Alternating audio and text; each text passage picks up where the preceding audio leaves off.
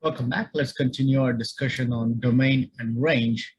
In this problem, you're given a function f of x, which is equal to 1/2 x squared minus 8x minus 17. And the domain is restricted to the interval 0 to infinity, which means every number within this interval is positive. Determine f of x inverse. You need not determine its domain restriction. Okay. You don't need to worry about that so much. So let's go ahead and take the function f of x, okay, equals 1/2 x squared minus 8x minus 17. Now, if you were to say this is equal to the vertex form of a parabola, it'll be ax squared plus bx plus c implies a equals plus 1/2, b equals -8, and c equals -17, right? So what's the value of the value of x in the vertex form? X equals minus b over 2a, which is minus times minus 8 over 2 times 1/2, which is 8, right? Since 8 is part of the interval given here, okay, the interval is x can have values from 0 to infinity, right? Since 8 is part of the interval, we've already said if the x value is part of the interval, f inverse of x cannot exist. Okay, therefore, the correct answer is f inverse of x does not exist. Which of the following values of x belong to the domain of the function? Well, first, the value of x must be real and defined. X must be real and defined.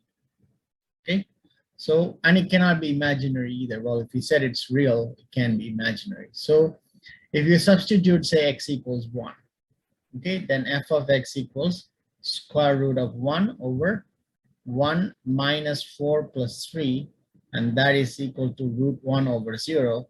This makes, because the denominator is 0, the function is undefined. Okay. And x equals 1.5 clearly tells you it cannot be real because it is in fraction. Okay. X equals 2 means f of x equals square root of 2 over 2 squared is 4 minus 8 plus 3, which is square root of 2 over 7 minus 1. Root -1 is root 2 over I, and that's imaginary. And so that can be real. So this is not possible, this is not possible, it's not possible. X equals 3, f of x equals root 3 over root of 9 minus 12 plus 3, which is same as root 3 over 0. The function is undefined. So that's also not possible. So x equals 0, f of x equals square root of 0 over 0 minus 0 plus 3, which is square root of 3. So anything over this is 0. So the function is defined and is real. So the correct answer is x equals 0. So for x to be a domain of the function, it must be defined and real, and the only value for x that satisfies that requirement is x equals 0. It's a pretty simple problem. So we have f of x equals x cubed minus 3x squared plus 2x raised to the power 1. I guess on another way, you can write it as 1 over x cubed minus 3x squared plus 2x, right? So it's asking which one of the values of x could put x as a domain in the function, right? F of x. Remember, we said if the denominator is equal to 0, okay, that means x cannot be a domain in the function. So if you substitute x equals 1, implies 1 over 1 minus 3 plus 2 that is 1 over 0 is undefined. The function is undefined. So x cannot be equal to 1 is the correct answer. So x equal to 1 makes it undefined. So choice 1 is out. If x equals 1, x cannot be a domain in the function. In other words, x has to be not equal to 1 for x to be a domain of the function, right?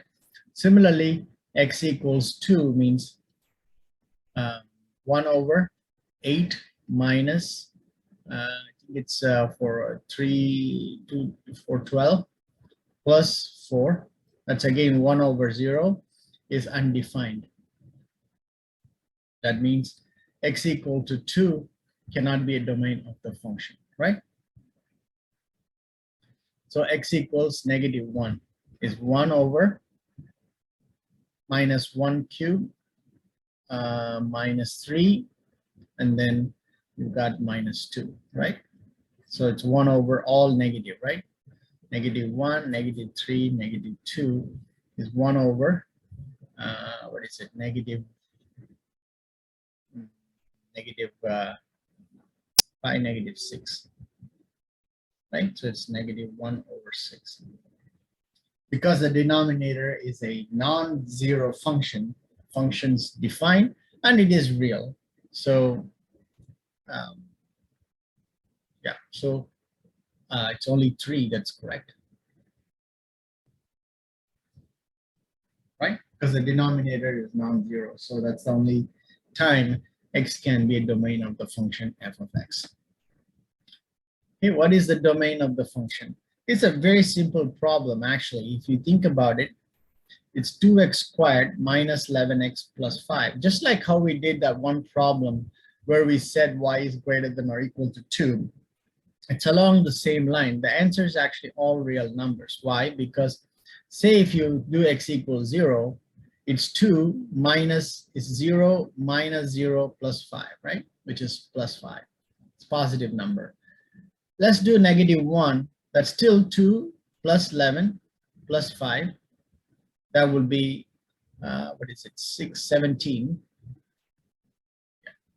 Sorry, 7, 18. If you do x equals 1, that's 2 minus 11 plus 5, right? That'll be 7 equals, what is it? -5, is it? Right. And then you can do x equals, you can keep going. Okay, you get the idea.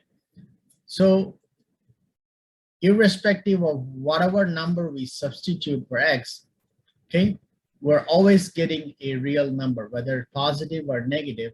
That's simply because of this negative and the square, which is what makes this function independent of the value of x. So that means x is a domain of the function when x is all real numbers, okay?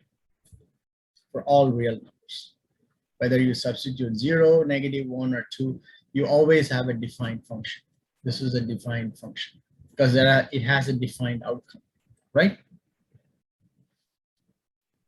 Which of the following represents the domain of f of x where f of x equals? This particular problem, the key here is how can you write an exponent is a key. I think we went over this when we did do exponents. So if you have a raised to the power b over c, it's the same as writing whatever c is, that's the square root of that function, and b becomes whatever the square of the function, square of the value. Okay, so if you follow that analogy here, this would become this, right? Okay, irrespective of what the value of x is, this number is always going to be positive, right? X equals 0, or x equals -1, or x equals 1, or x equals 2. You can keep going. This function is always going to be positive, which means x is all real numbers. Okay, and that'll be the end of this video. consider subscribing to my channel. Thank you for watching. I'll see you with another video on the topic of domain and range. So stay tuned.